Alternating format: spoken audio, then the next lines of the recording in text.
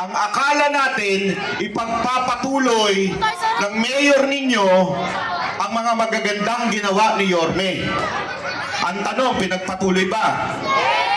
Ganon din po sa national.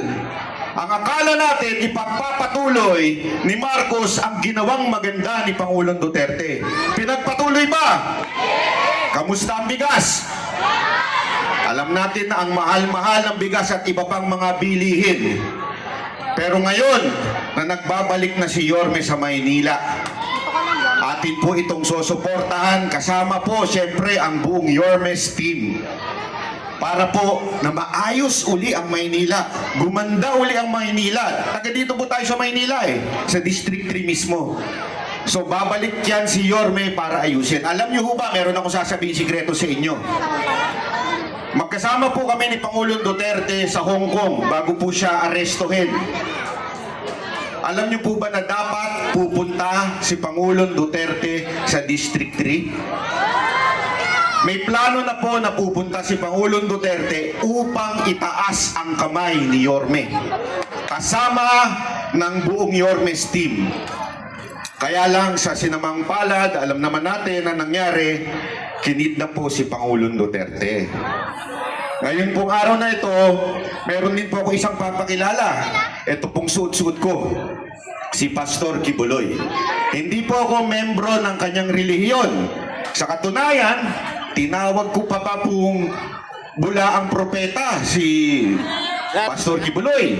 Tinawag ko yung kanyang relihiyon na kulto. Alam niyo ang ginawa niya? Pinatawag niya po ako sa Davao.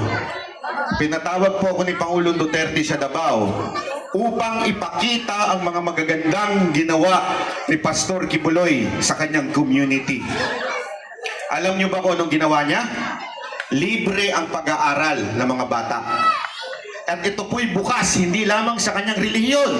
Sa katunayan, may university siya na nagpapagraduate ng mga lawyers. Ano pa ang ginawa niya? Pabahay, libreng pabahay. Tulad ni Yorme, na hindi lang nagsasalita, meron din pong gawa.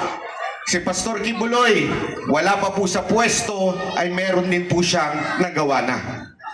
Kaya nga po, noong time na yon, si Pangulong Duterte mismo nagsabi sa akin na tulungan si Pastor Kibuloy kung sakasakaling tumakbo siya in the future.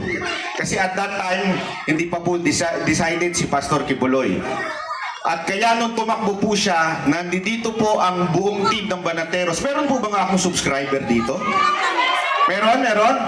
Ay, bigyan natin ng cup para maganda. Ito. Banateros. Ito, bigyan natin to si Zero. Ayan. Meron pa po ba dito? Ito. Si Madam, maka Duterte to eh. Sige, upo lang po. Doon naman sa likod, bigyan natin.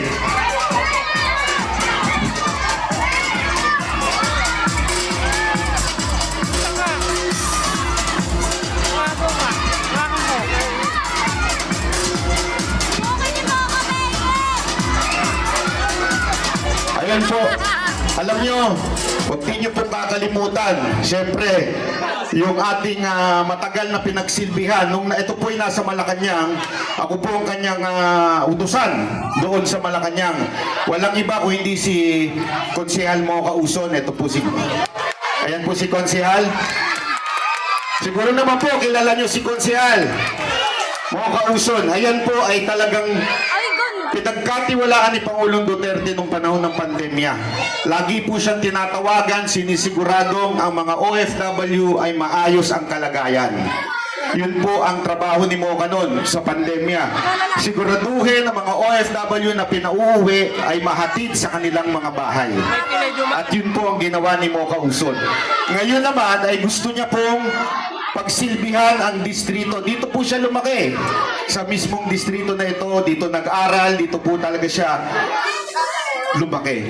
Pero may isa pa po akong pakiusap. Maaari po ba? Isa lang. Mahihirapan si Yorme kung yung mga kasama niya ay iba. Kailangan niya, una-una si Congresswoman Apple Nieto. Napakatindi ho magsilbi niyan.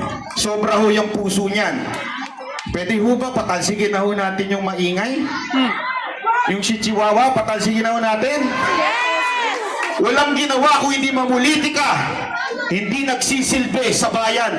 Dapat di ba pinag-inaasikaso ni Chua kung hindi yung kayo? Anong inaasikaso niya? Patalsigin si Bibi Sara Duterte. Siya na lang ang patalsigin natin. Tama! Siya na lang ang patalsigin natin. Tama! Sino ipapalit natin? Yormes Choice, si Madam Apple Nieto. At syempre, para makagawa ng magandang mga pulisiya sa Maynila, hindi kakayanin ni Madam Mocha mag-isa. Kailangan ng Yormes Choice, mga konsihal. Nakita niyo naman siguro po, ayan po yung mga pangalan nila. Yan, ito, idol ko ito, si Bom Alvarez, basketball. Pareho kami nito maglaro ng basketball eh. Si Sir De La Cruz, siyempre. Si Taglin, ako, pogi-pogi nitong Sir Taglin na to. At siyempre, yung pinakamatikas na pinakamasipag din, si Zarcal Tol, di ba? At siyempre, ang Kukini! Kukini! Ayan, maraming salamat po. Ako po si Banat Bay. Thank you po.